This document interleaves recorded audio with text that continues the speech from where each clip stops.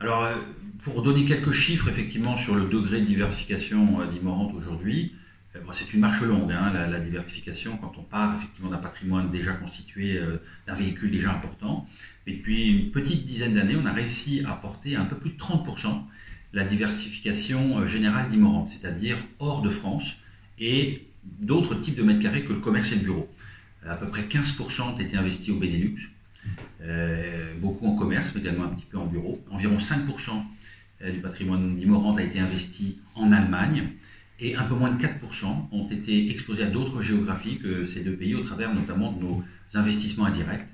Donc ça fait autour de 23-24% de diversification géographique. Et enfin, 8% du patrimoine d'Immorente est constitué d'autres types de mètres carrés que le commerce et les bureaux, c'est-à-dire de logistique, de locaux d'activité, d'hôtellerie, de terrains de camping et d'habitation.